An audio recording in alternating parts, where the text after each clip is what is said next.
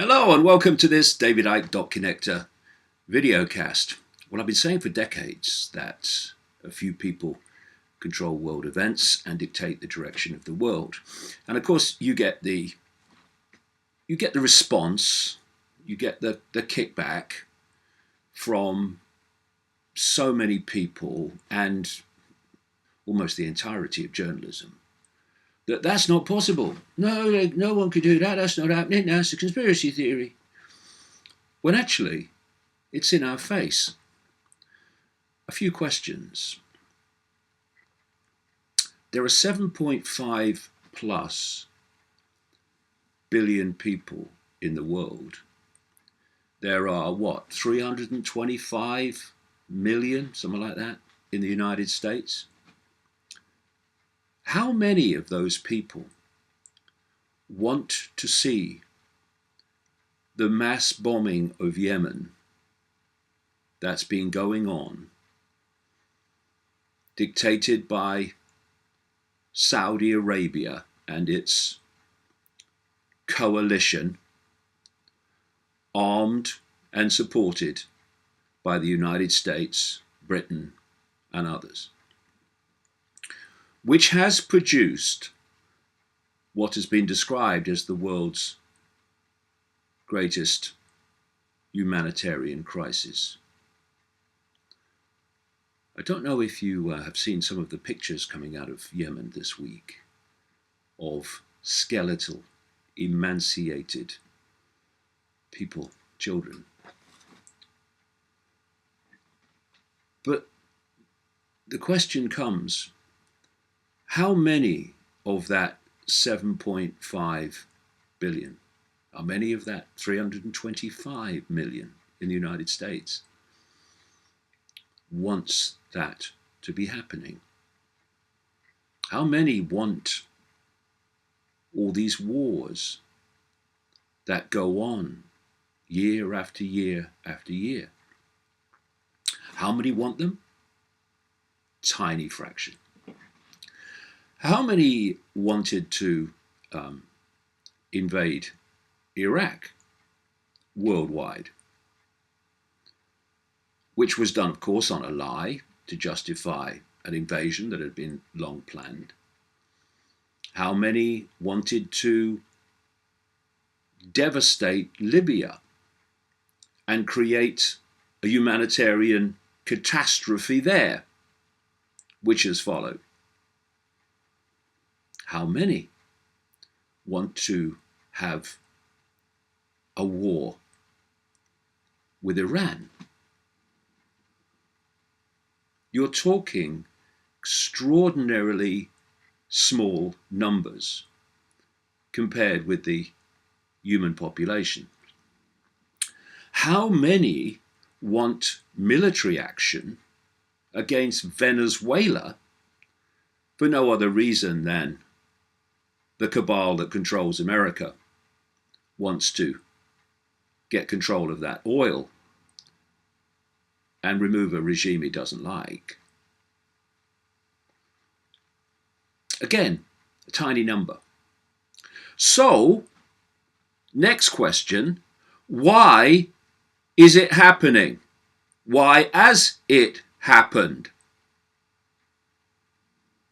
Well, a few people don't control the world.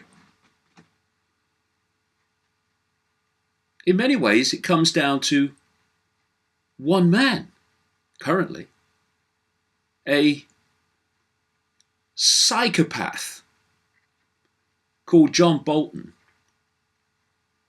who should not be in the White House as National Security Advisor, but urgently seeking psychiatric help. The man is obsessed with war and killing and suffering. And of course, I say it comes down to one man. It comes down to one man in terms of that, and pushing it and selling it, while the media go, yeah, that's right, let's have another war. But of course, Bolton is just a front man, just a gopher, just a little boy in short trousers just a playground bully who gives it all that because he knows his dad's bigger than the other dad. Pathetic man. But he is the shrill voice that now controls Trump, not that he's not been controlled all along, and is driving an agenda for still more war, leading, they want in the end, to World War III. So who is this Bolton bloke? Well, he's a psychopath. I think most people with half a brain on active duty can agree with that.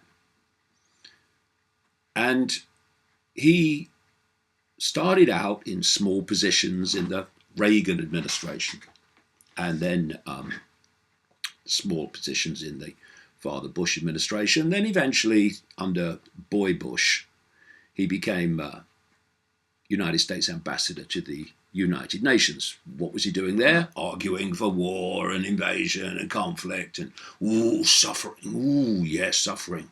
Loves that.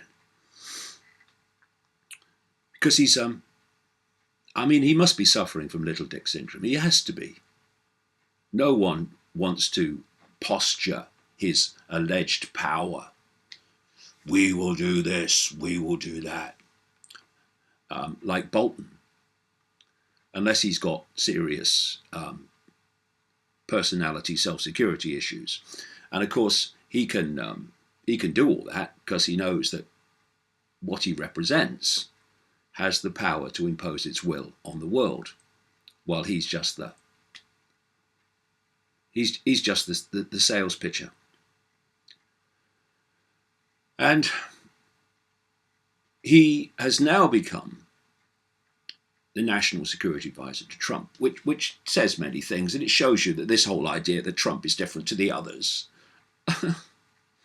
people still believe that Trump is got to drain the swamp and all this stuff that he said to get elected, and then puts into power the very same force that he was railing against in his election campaign, and now has continued under him with business as usual. Venezuela being a classic example.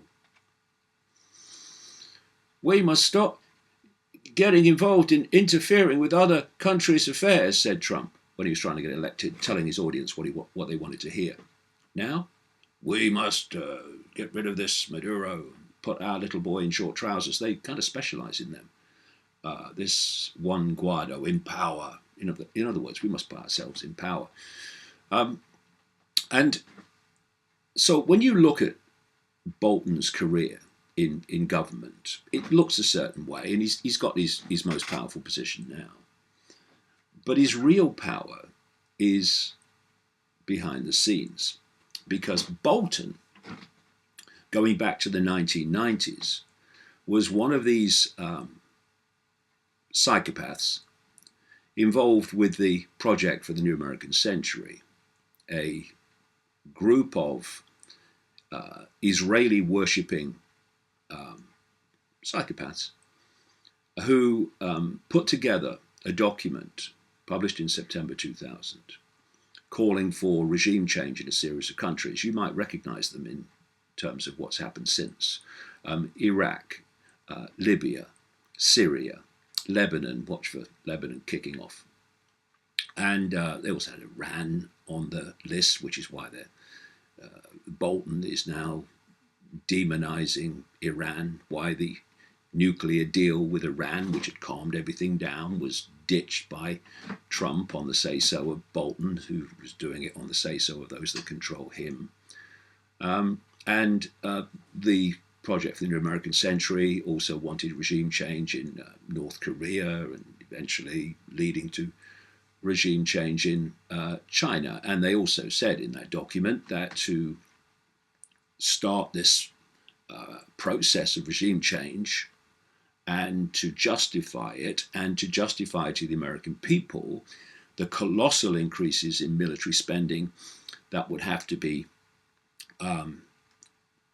imposed to bring this about, and as it said in the document, for American troops to fight multiple theatre wars, to sell all that to the American people and the world in general, they needed, quote, a new Pearl Harbor. And of course, in September 2001, 1 year to the month after this document was published, and 9 months after the people that wrote it, including Vice President Cheney and Defense Secretary Donald Rumsfeld and all this other crowd that were behind the Project of an American Century, 9 months after they came to power with Bush in January 2001, America had what Bush called at the time the Pearl Harbor of the 21st century, 9/11, and then the sequence was kicked off and is still going on. So this is the power base of John Bolton, the so-called neocons, which are ultimately controlled out of Israel. And so Bolton is the mouthpiece for that force, and his next in line boss in the hierarchy is a bloke called Sheldon Adelson, a multi-billionaire Israeli-American media owner and casino magnate who owns Trump. He was Trump's biggest funder. And it was Adelson who demanded for his money that the Iran deal be deleted, the Iran nuclear deal, which has kicked it all off with Iran again, as planned. They don't want a coming together with Iran in an harmonious agreement. They want a regime change in Iran, so they don't want any nuclear deal that's going to calm everything down. They want to kick it off. That's why it was deleted. Of course, Trump is the big, narcissistic, I'm in control, I see what goes on. Yes, sir. Mr. Adelson, yes, sir. Iran deal? No, sir. That's what's really happening. It was Adelson that pressed for the American embassy in Israel to be moved to Jerusalem, with all the symbolic and other implications for Palestinians. And it was Adelson that told Trump that Bolton would be his national security advisor. At which point, the neocons that controlled Boy George Bush and started the sequence with the invasion of Iraq and etc., were now in control completely of Trump. And that's the way it is now. And, people can say what they like about me. I couldn't care less. I want to deal in facts. And if people want to hurl abuse in the other direction, you can't say that. Well, feel free. But I don't give a shit. And Trump is owned out of Israel, not just by Sheldon Adelson, but around him. You've got people like David Friedman, his bankruptcy lawyer, who was very active at one point, by the way, who is the ambassador now to Israel, far-right ultra-Zionist extremist. You've got, what's his name, Jason Greenblatt, another employee of the Trump organization, who's now his international negotiator, whatever name he gives him. You've got Steve Mnuchin, he's the Treasury Secretary, ultra-Zionist extremist. He's running the Trump economic team. Got another ultra-Zionist in place as his economic council director. And you have his son-in-law, Jared Kushner, his senior advisor, a lifelong friend of the Israeli Prime Minister, Benjamin Netanyahu. And also in there, you have two Christian Zionists, extremists, Mike Pence, Vice President, and Mike Pompeo, Secretary of State. And Pompeo has just appointed a guy called Elliot Abrams as the special representative to Venezuela and overseeing the attempted coup that's going on, because that's what it is, in Venezuela. Elliot Abrahams not just has a horrific record of overseeing mass murder by far-right regimes in Central America, but he was also a stalwart of the Project for the New American Century and remains a stalwart of the neocon network that was behind it and is behind all these wars and so much else that's going on. So, a few people don't control world events. I am describing a handful of people, an almost infinitesimal number compared with the global population. And these people have been setting the world afire, particularly in the Middle East, since 2001, when they got their excuse through 9/11. Was that a coincidence? Not a chance. So you look at, again, the sales pitch of these people, which is that they want to bring democracy to the world because they care. Oh, they care so much. Their hearts bleed for the suffering masses while they continually create millions and millions more. Might be worth asking a question in that case. Why is it, if they want democracy and fairness and justice, that they support some of the most far-right, fascistic regimes on planet Earth? They are now supporting the far-right regime in Brazil and in Colombia in their effort to remove the current government of Venezuela, because they want to turn the whole of South America into a far-right, fascistic-like fiefdom of neocon control, i.e. eventually, because that's where they look, Israel control. That's why Israel, that talks about anti-fascism, is a big supporter of these far-right regimes around the world, not least in Brazil. This is why Israel, well documented, was a big supporter in the background of the apartheid regime in South Africa. It's all waffle. It's all bullshit.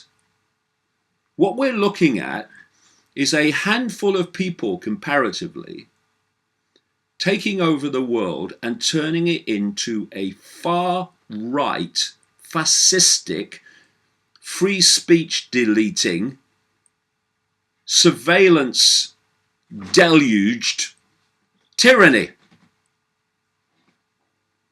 One of the other things they're doing as well, because they're bullies, just playground bullies, is that now shooting off sanctions in all directions.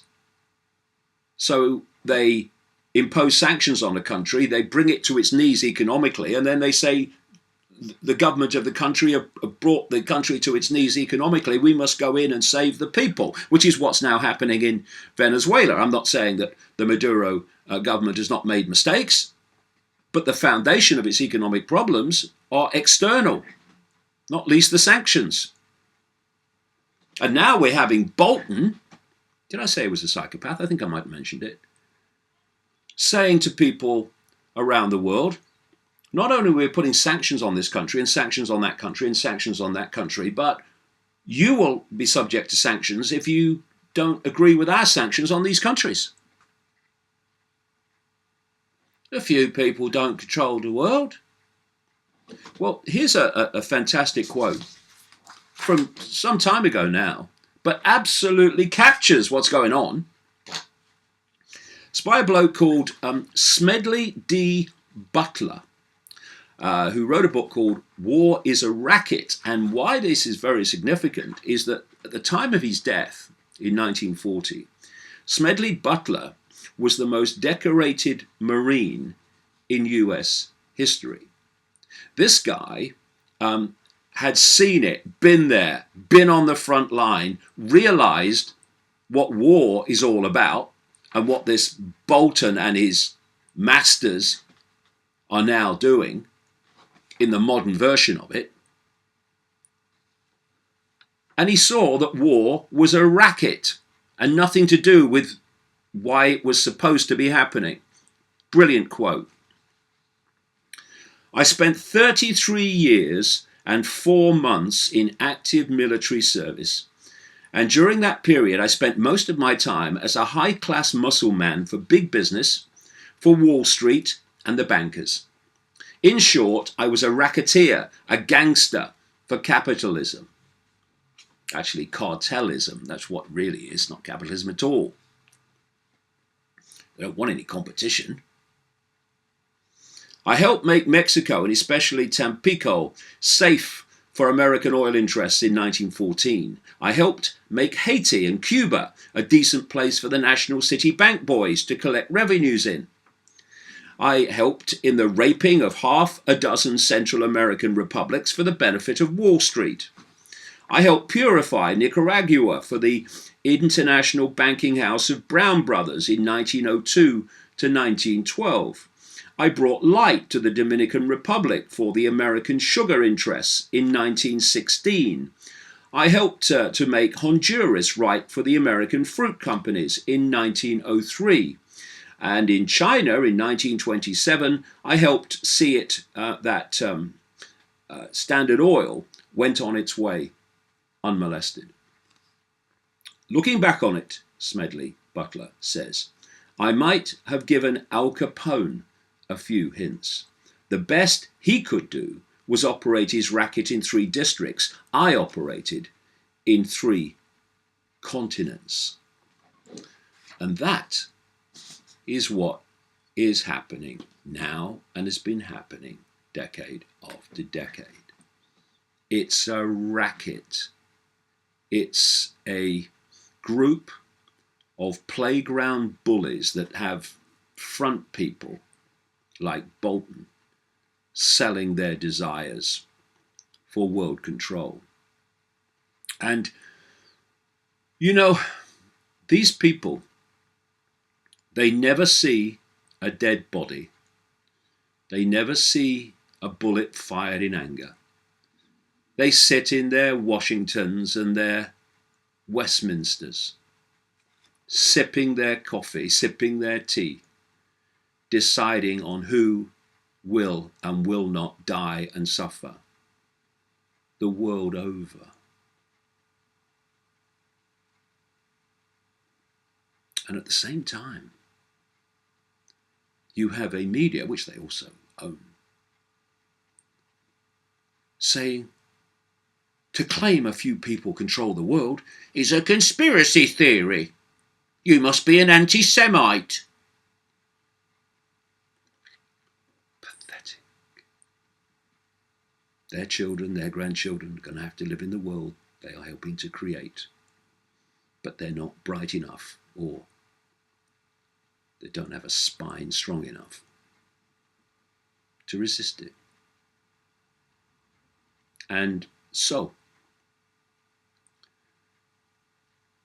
we can sit on and look on, we 7.5 billion plus, and this will just continue. More and more countries will be picked off, more and more economic control will be secured, more and more surveillance will be imposed until, and we're close already, where you can't move anywhere without the authorities know about it, or even say anything without the authorities knowing about it, which is where this is all going. We can do that. We can sit there on our hands crack on. It's all right, and we don't have to do anything because we're too bloody frightened to do anything. And that's fine. And the consequences will come. They're coming by the day. But don't, for goodness sake, anyone tell me that it's crazy to say that a few people control the world, the direction of the world, and world events. What is crazy, in the light of the evidence, is to say that a few people don't control the world. Because for goodness sake, it's in our face. And unless we take our asses off the sofa and start addressing this tiny cabal that is running the world, we ain't seen anything yet. It's just a choice. We go on as we are. Not a world I would like to live in, and not a world I want my children or grandchildren to live in. Thank you very much. So what are we going to do about it? Go on fighting among ourselves? Go on having political debate that's based on whether you like Trump or hate Trump? Go on worrying about and stressing about whether someone says he or she or they? That what we're going to do? Because if we are, these characters will reach their end goal. And I wouldn't wish that on anyone.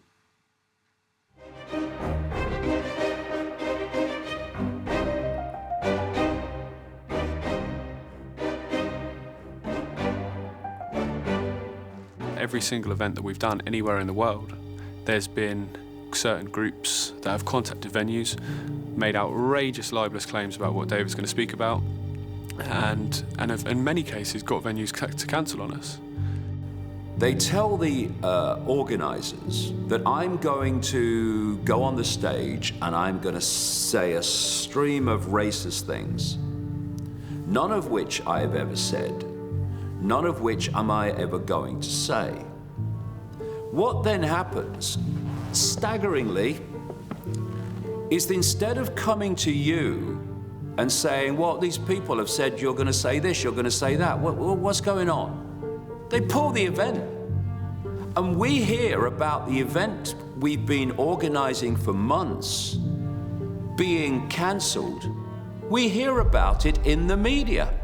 In Germany alone, for example, I've been in touch with over 70 venues, and we've still never managed to pull off a Germany show. And there's a venue that we had in Berlin, which to this day, nigh on well over a year, have never actually contacted me to tell me the event's been cancelled. I found out from a German newspaper when they published a story about it. And my website is blocked in schools and universities and colleges. It's blocked in government departments and government agencies. And here's me, one person, who was supposed to be this great nutter, and the system is desperate to silence what I'm putting out and to stop as many people as possible ever hearing it. Why?